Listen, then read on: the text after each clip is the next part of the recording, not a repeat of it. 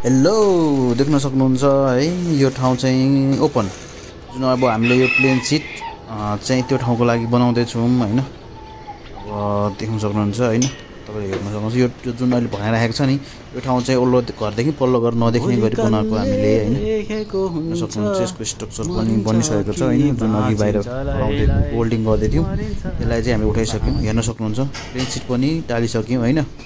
अघि अनि ढालिसक्यौं। साह्रै नयाँ रहेछ। तपाईहरुलाई एउटा बब्बाल कुरा देखाउँछ है त। ल हेर्न सक्नुहुन्छ है, हेर्न सक्नुहुन्छ है, यहाँ चाहिँ यस्तो खतरा देख्नुहुन्छ नि, देख्न सक्नुहुन्छ नि। यो नेपालमा यस्तो पाउँदैन पनि हैन भनेर चाहिँ अब त्यो अंकलले भन्नुहुन्थ्यो जसले चाहिँ पाल्नु भएको छ उहाँको भिडियो हुन्छ है।